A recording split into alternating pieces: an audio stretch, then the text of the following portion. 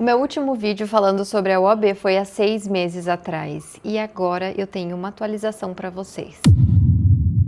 Eu nem fiz o exame, mas no último vídeo eu mostrei pra vocês a forma que eu estudo. Eu vou contar por que eu não fiz o exame e também vou estudar com vocês hoje. Um dos motivos por eu não ter feito o exame é porque eu decidi que iria fazer o exame esse ano com 2 bebês praticamente e eu não sabia o quão difícil seria cuidar de 2 bebês. Se você é mãe e tá estudando, você vai me entender, então aproveita e também já fica por aqui. Eu achei que eu conseguiria levar tudo, então quanto mais demandas eu jogava no meu peito, mas eu dizia, eu vou dar conta de tudo. Mas a verdade é que nem sempre a gente consegue dar conta de tudo que a gente está se propondo a de fato fazer. Eu resolvi respirar e viver aquilo que eu estava vivendo com os meus filhos. E depois, mais pra frente, quando começasse a ficar um pouquinho mais fácil com os meninos, eu retomar os meus estudos. Mas ao mesmo tempo eu penso que eu tenho que ter uma disciplina para estudar até nos dias difíceis. Então a partir de agora eu pretendo ter uma constância de estudar um pouquinho todos os dias. Eu tô conseguindo fazer isso já tem uma semana e por isso resolvi gravar aqui e registrar todo esse processo. Eu tava no TikTok esses dias e eu vi um vídeo de uma moça que fez esse exame 10 vezes. E eu fiquei, meu Deus, será que eu vou fazer 70 vezes para poder passar? Vamos começar que eu vou levar vocês pro meu cantinho. Bem-vindos ao meu cantinho de estudos e trabalho e tudo que eu faço na minha vida é nessa mesa. Eu baixei o exame 46 e fiz aqui em casa mesmo, então eu vou mostrar pra vocês quanto que eu acertei, tá? 36. Não é pra rir. Mas pensando que eu preciso de 40 pontos pra passar, até que eu cheguei perto. Se tivesse ali umas 4 anuladas, eu passaria. Mas não é isso que eu quero. Esse não é o resultado esperado e não é isso que eu quero. Eu não tô estudando pra acertar 78 questões, não é isso. Mas eu quero ter um bom desempenho de segurança. Então, se a minha média for 40, eu acredito que seja uma média de risco. Eu quero subir essa média de risco. Então, depois de resolver o exame 46, eu mapeei todas as questões que eu acertei e errei. Verde são as questões que eu acertei, em vermelho as que eu errei. Daí eu tentei depois fazer uma divisão por matéria e colocar a quantidade de acertos em cada matéria. Porque eu vou pegar as questões que eu errei e vou corrigir. E daí lembra daquele meu caderninho de erros? É pra lá que vão essas questões. Esse aqui é o meu caderninho de erros, caso você não tenha visto o outro vídeo. E aqui eu coloco sempre aquelas questões que eu errei. Mas como assim? É muito simples, na verdade. Então agora você vai ver na prática como funciona. Aqui nessa tela eu vou colocar o exame da ordem e o gabarito. Um fato importante que eu esqueci de comentar aqui é que eu foco em matérias que pra mim são interessantes e de fácil aprendizado e que tem um grande peso dentro da prova, que eu sei que vai me garantir muitos pontos caso eu acerte. Aquelas matérias que eu tenho mais dificuldade, que são mais chatinhas, eu não dou tanta atenção. Uma matéria que eu gosto muito e que eu tenho uma facilidade para aprender é direito tributário, mas preciso me atualizar muito porque muitas coisas mudaram nos últimos anos, considerando também quando me formei. Gente, para vocês terem noção, eu me formei com um recém-nascido no colo, então assim, a partir do momento que meu filho nasceu, a minha vida começou a caminhar um pouquinho mais devagar. Por isso, agora de fato eu tô conseguindo ter esse momento para estudar e focar nos meus estudos. Vamos para a questão 26, onde o Matheus devia um valor elevado ao fisco federal. Aqui, essa questão 26, eu coloquei a alternativa A. Só que a alternativa correta para 26 é a alternativa D.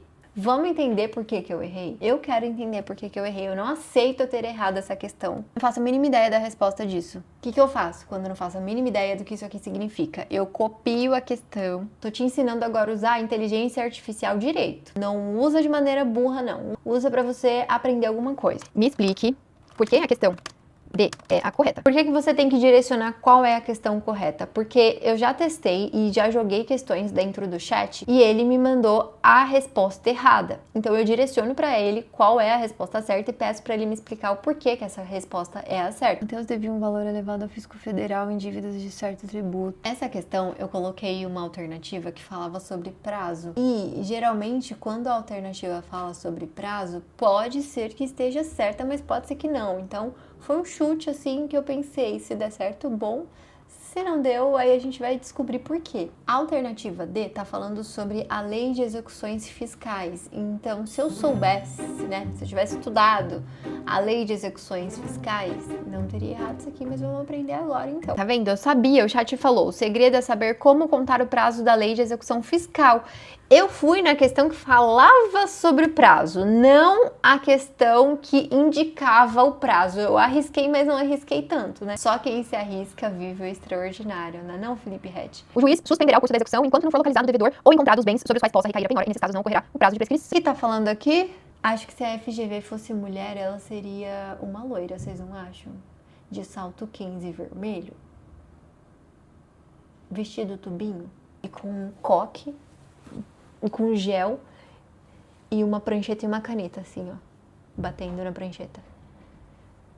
Essa é a minha visão de mulher da FGV. Quando a gente estuda um assunto e aprende esse assunto, não decora. O esquema é não decorar, o esquema é aprender. Quando a gente aprende, é muito mais difícil errar depois de novo. Vamos agora para a ação, tá? Um post-it. Por que que eu uso post-it? Para ficar chamativo. O nosso cérebro é extremamente visual. Quanto mais visual for o seu estudo, melhor. Isso aqui você vai ver que eu não gasto muito tempo para fazer, tá? Direito tributário, escrevi aqui em cima. Agora eu vou escrever no meu post-it o tema que eu acabei de estudar. Descrição intercorrente. Daí aqui no post-it eu vou colocar resumidamente, de uma forma bem sintetizada, o que eu acabei de aprender.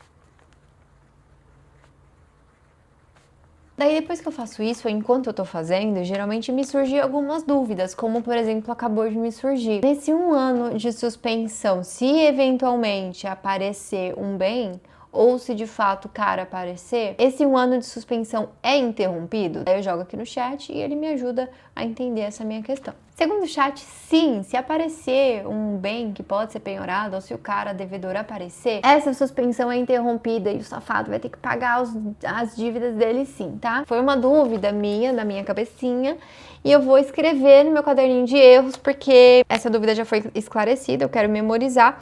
Também, eventualmente, numa prova que eu estiver fazendo, se vir surgir esse assunto baseado na minha dúvida, eu já não vou errar, né? Super rapidinho de fazer, nada trabalhoso. Se quiser testar aí nos seus estudos e depois me contar como foi, se funcionou, eu vou ficar muito feliz de saber. Enfim, galera, esse é o método de estudo que eu tô usando para a primeira fase do exame da ordem. Tem aí a segunda fase, eu vou precisar também descobrir como eu vou fazer. Eu tenho uma ideia, mas isso é uma coisa para Juliana do futuro pensar. Agora eu tô preocupada com outra coisa. Sempre que sai um exame, eu abro para olhar as questões, tentar resolver algumas questões. Se você tá estudando para a primeira fase, também te aconselho que você faça isso. Se você tá nessa caminhada junto comigo, fica por aqui pra gente caminhar junto. Se você também é mãe e se reconhece dentro da minha história, dentro da minha realidade, dentro do quão difícil é você fazer as suas próprias coisas e cuidar de outros seres humaninhos ao mesmo tempo, também fica por aqui. Aproveita e já se inscreve no canal para ver o resultado, se eu vou passar nesse exame ou não, ou se eu vou chegar aqui e falar para vocês que eu já estou na minha 10ª prova e não passei.